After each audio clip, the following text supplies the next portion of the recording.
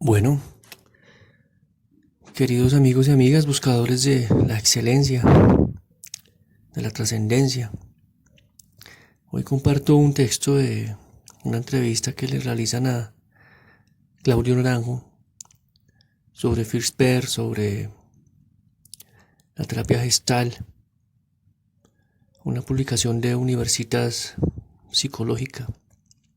La terapia gestal y la presencia terapéutica de First, una entrevista a Claudio Naranjo. Esto lo hace Iván Ramírez. Como testigo y partícipe de excepción en el origen y desarrollo de la terapia gestal, en esta entrevista, Claudio Naranjo considera las características de esta forma de terapia a partir de su trabajo, de su encuentro personal con el hombre y la figura terapéutica de First. A lo largo de la entrevista se establece la base experiencial y los elementos de cambio terapéutico, junto con la actitud terapéutica y la concepción holística de la persona.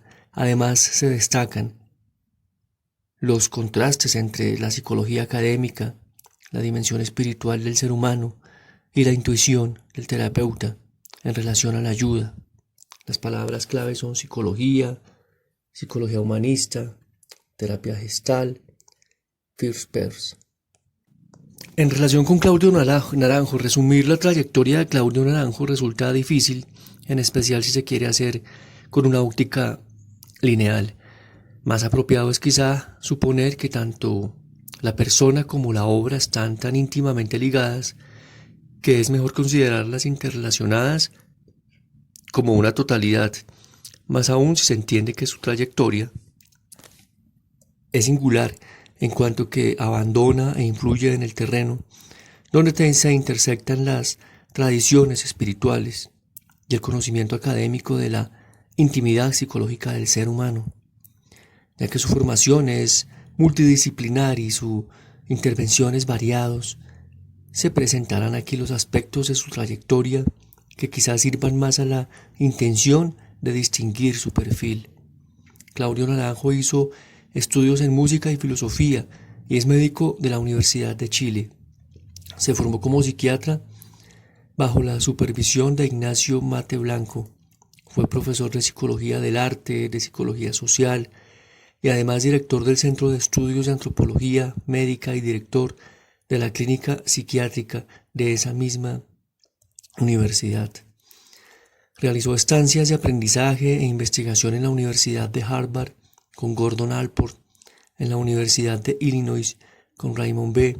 Cattell y en el Instituto de Evaluación e Investigación de la Personalidad en la Universidad de Berkeley. Estableció en Estados Unidos, pasa a ser parte del grupo que se formó en el primer periodo del Instituto Esalen, donde aprende terapia gestal con First y es designado por aquel como uno de sus 3 sucesores. Igualmente enseñó religión comparada en el Instituto de Estudios Asiáticos de California, psicología humanista en la Universidad de California en Santa Cruz y meditación en el Instituto Nyingma de Berkeley. Por otro lado, su inquietud vital no necesariamente se relacionaba siempre con el mundo intelectual, así que buscó enseñanzas de diferentes maestros como Swami Muktananda, Idries Shah, Oscar Ichazo, Suleiman Desde, SS, el Karmapa 16 y Tartak Tulku Rinpoche. Del contacto con estas personas y de su trabajo investigativo sobre la dimensión de la personalidad surge su elaboración integrada de los tipos caracterológicos a través del eneagrama, elaboración que hoy es la más reconocida.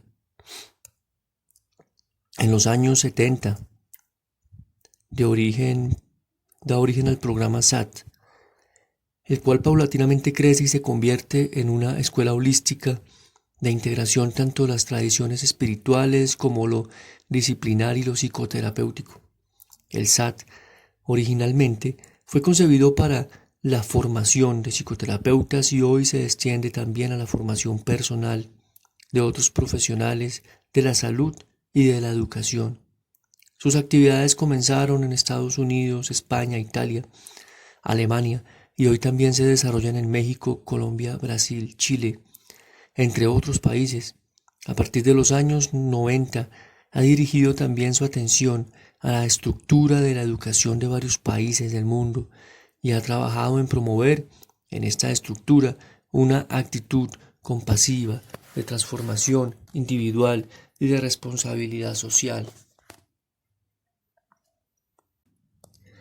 Ha publicado los libros The Unfolding of Man, 1969, The One Quest, 1972, On the Psychology of Meditation, 1971, The Healing Journey, 1975, La vieja y novísima Gestalt, Actitud y Práctica, 1990, La agonía del patriarcado, 1993, Gestalt sin fronteras, 1995, Entre meditación y psicoterapia, 1999, Carácter y neurosis, 1996, El enneagrama de la sociedad, 2000, Cantos del despertar, 2002, Autoconocimiento transformador, Los eneatipos de la vida, la literatura y la clínica, 1999, Gestalt de vanguardia, 2003, Sanar la civilización, 2009, entre otros. Igualmente tiene más de 100 artículos publicados en ediciones de revistas de diversos campos como la neuropsiquiatría, la psicoterapia y la espiritualidad. Actualmente es miembro honorario de la Asociación Colombiana de Terapia Gestalt, miembro del Consejo del Instituto para la Investigación Cultural de Londres, miembro del Club de Roma en Estados Unidos, miembro honorario de la Asociación Internacional Gestalt, doctor honoris causa en Ciencias de Formación Primaria de la Universidad de Usni en Italia, entre otras distinciones y participaciones.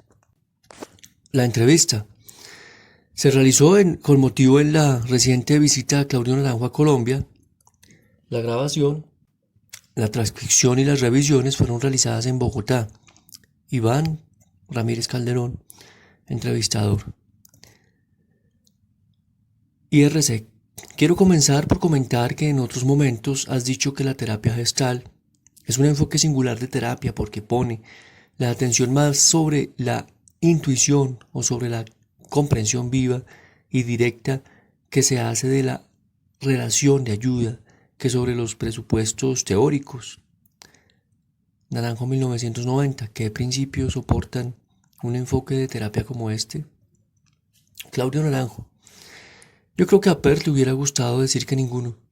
Él tuvo una época en los años 50 cuando estaba en Nueva York, rodeado de una serie de colaboradores talentosos como Laura Peters, Paul Goldman y otros, donde hacía algo en terapia que no venía de su formación psicoanalítica. Él era o había sido un psicoanalista que fue derivado hacia otras maneras de hacer terapia y lo fue haciendo en forma intuitiva. Entonces pasó por una época en que sintió que lo que él hacía, el trabajo que él transmitía, no podía mostrarse al mundo sin una teoría porque estaba pasando la psicoterapia por una época muy deseosa, muy sedienta de teoría.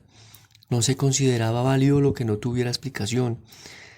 Y eso porque el psicoanálisis era un movimiento muy intelectual, porque Freud era un maniático de la teoría, era un teórico, tal vez más que un terapeuta incluso.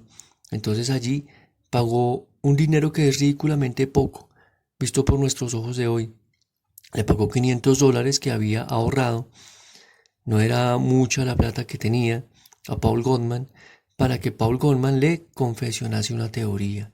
Y Paul Goldman es un hombre más intelectual, él ha conocido el mundo de la educación y escribió algo que después pasó a ser la segunda parte del libro de los años 50, Gestalt Therapy, Excitement and Ground in the Human Personality, 1951. Con el paso de los años, First llegó a hastiarse de la teoría, de la terapia y de Nueva York. Se fue a Japón, se fue a Israel, pensando que se iba a ser pintor y terminó redescubriendo la terapia. Volvió a Estados Unidos a California y allá se desconectó de la gente que lo rodeaba los primeros tiempos. En California lo reconocieron maestro,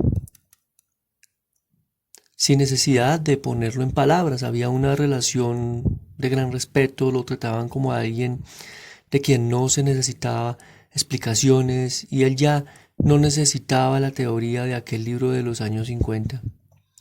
Fue esa la época en que yo lo conocí, en esa época en Esalen, el famoso instituto donde trabajaba y donde yo estaba haciendo un aprendizaje, donde pasé a ser uno de sus 3 sucesores. En esa época el instituto quiso hacer una monografía que explicara qué es la terapia gestal. Se la pidieron al director de Esalen, Michael Murphy. Se la pidieron a First Press y Peirce sugirió que me lo pidieran a mí.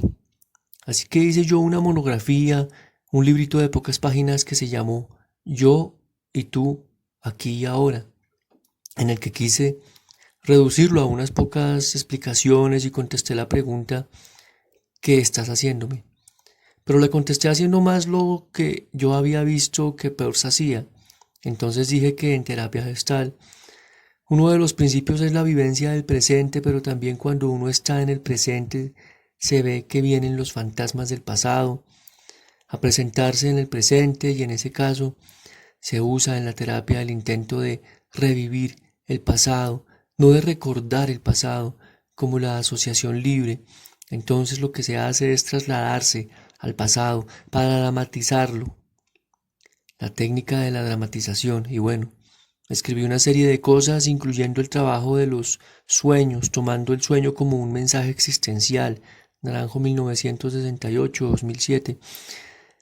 Y le gustó muchísimo a Peirce, sintió que por primera vez alguien había puesto en el papel algo que correspondía a su manera de hacer terapia. Y con respecto a la terapia antigua se me hizo claro a mí por qué él ya no hablaba de ella y por qué esto le gustaba tanto. Yo conocí el libro antiguo, el libro de los años 50 cuando estaba en Chile, y nunca me habría imaginado a Peirce a partir del libro antiguo, ni me hubiera imaginado la práctica de la Gestalt. Entonces cuando escribí sobre Gestalt en respuesta a este pedido de Esalen, lo hice desde lo que yo veía y eso era mucho más coherente, y así lo sintió él. En un momento, incluso hice una especie de decálogo sobre la Gestalt, incluyendo no solo el aquí y ahora, incluyendo el evitar teorizar y mirar las cosas sin juicio, que el terapeuta no interpreta tanto como que pide la expresión de lo que está pasando, el mayor componente de la confrontación, cosas así. Naranjo 1970. Pero cuando me tocó escribir un libro poco después, también por sugerencia del mismo Peirce, escribí el libro La vieja y novísima Gestalt, actitud y práctica de un experiencialismo ateórico, editado en español 1990.